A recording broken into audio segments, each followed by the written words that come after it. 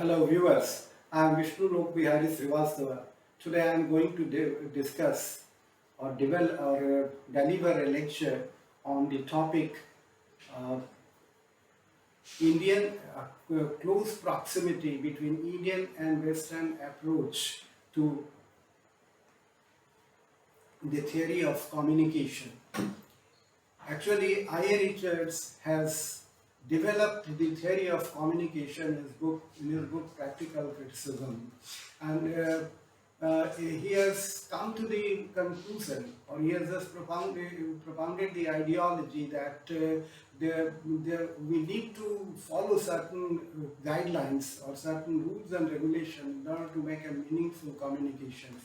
For making a meaningful communication, we need to follow certain ideology. We need to just take note of certain conditions. Otherwise, the communication might not be very fruitful, or we might not achieve, or we might not be in a position to make a meaningful communication. There might be certain hindrance, there might be certain obstacles, but if the conditions which he has, or the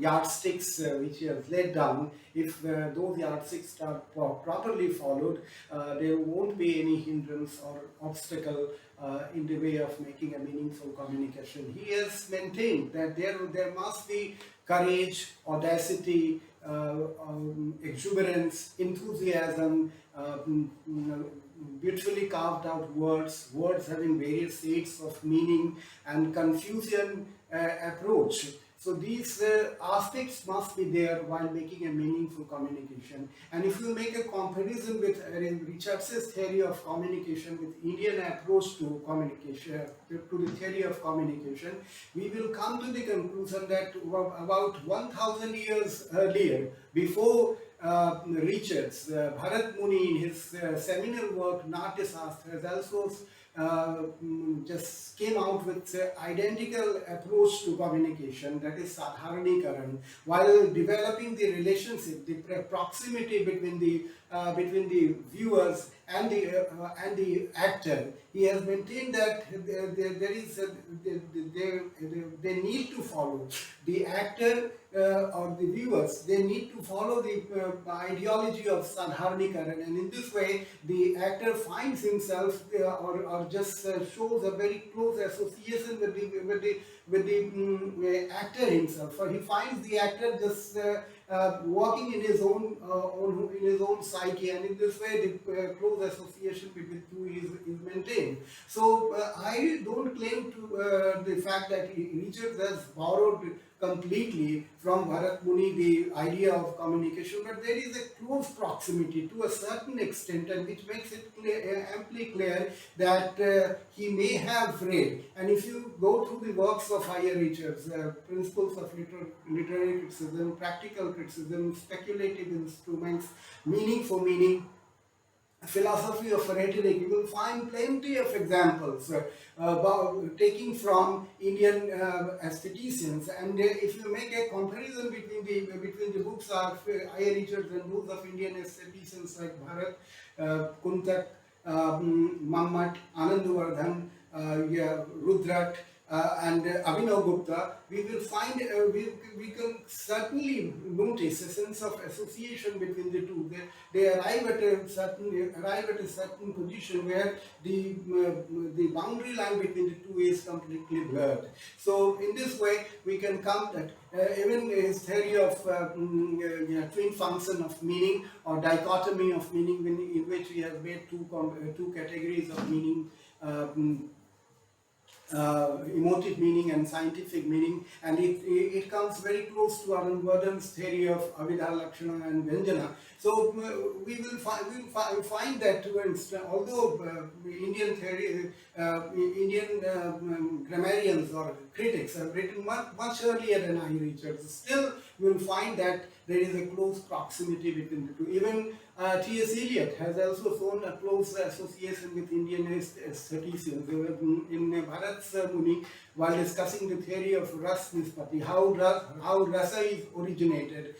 He has made that Bhav, Anubhav, Sanchari, Bhav, Sanyugat, Ras Nispati. Here, the meaning Vibhav is having a close association with T.S. Eliot's theory of objective correlative, which he has developed in his essay Hamlet and his problems while discussing, while paying his or just making his comment on Shakespeare's drama Hamlet, making it, calling it an artistic failure because the objective, there is objective correlative is completely wanting.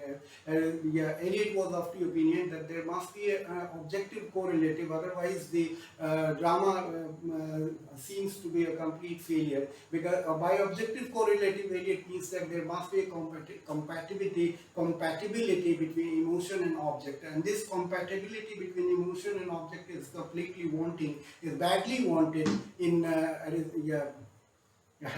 Shakespeare's drama Hamlet, because Hamlet was infuriated over the act of killing of his father, and the information of the act of killing was given to him by the ghost of his father. So the act of murder was not executed before his naked eye, rather the information was brought to his notice by the ghost of his father, and that Eliot is of the opinion that he should not have burst into anger after having the information from the ghost of the father, that his father that his father has been murdered by his mother while conspiring with his nephew. He wanted to eliminate his father to become the king of the land. So there are plenty of examples. Even Richards' ardent disciple William Emerson has also shown a close association with Indian approach with regard to the theory of communication. He wrote 3 books, 7 types of ambiguity, some verses of pastorals, and structure of complex words. He wrote 7 types of ambiguity at the age of 30, and with the publication of this book, he became a world-famed critic. Although there are certain adverse remarks, critics have made certain, or critics to the stature of F.R. Lewis made a very adverse remark on the writings of William Emerson, calling that held him responsible for encouraging Richardsonian kind of irresponsibility. Another important critic, M.C. Braddock, made a very adverse comment on his book, telling that it is merely an intellectual shower bath. So besides all those comments which were made by critics at regular interval, it doesn't mean that it doesn't have any significance. It has got a special significance, and it has added something new to the coffer of criticism, because ambiguity, actually critics have taken the word ambiguity in a very awkward sense, in a very ordinary sense. By ambiguity they take absurdity or vagueness. Actually, Emerson doesn't, by ambiguity, Emerson doesn't mean vagueness or absurdity. Rather, by ambiguity, he means various shades of meanings. And he is of the opinion that words are having various shades of meaning. We cannot treat a word with a single word, with a single sense. It has got various shades of meaning, and out of the various shades of meaning, while the poet or the critic is at liberty to use which word is beautifully suited, the best suited to communicate his ideas. In his book, 7 Types of Ambiguity, there is a chapter A plus B. In this chapter, A plus by A, it has been symbolically used by William Emerson. A signifies the reader and the B signifies the audience, and he is of the opinion that proper communication or meaningful communication can only be possible if there is a perfect relationship between the audience and the reader. There should be a proper channel. The relationship must be maintained in a proper way. Otherwise the order will be completely disturbed and no proper communication can be possible. Even Wordsworth, a little earlier, is of the opinion that the language of poetry should be the language of people living in the countryside. So he was of the opinion that for making a fluid communication, for making a smooth communication, the language should have should acquire a very ordinary stature of the language spoken by people in a country, living in a countryside. There should not be bombastic words. He has avoided using bombastic words or verbiage or high sounding words, because he is of the opinion that these words might hamper, they might come in the way of communication, and the proper communication might not be possible. So simplicity must be maintained, that Wordsworth has maintained through his theory. Even American new critic Ellen Tate, in his book Tension in Poetry, has discussed the theory of tension, and by theory of tension he means that there must be an interaction between intention and extension, and this tension between intention and extension leads to the use of a perfect word in a perfect context. So what is word according to him is the context that is got a special significance. And if we take the example in Indian aestheticians, Kuntak, great Indian critic, who wrote the book Vakrukti Jivitam, and in which he has discussed the theory of Vakrukti, and he is of the opinion that there must be a strikingness in poetry. He established the idea of Bhangi Bhaniti and Bhaniti Vaichitra, strikingness and meaning, and curved expression. So the beauty of poetry, the strikingness of meaning, lies in curved expression. That's the approach which William Emerson has came out through his books or through his ideology, and even that ideology was propagated by Tennyson too.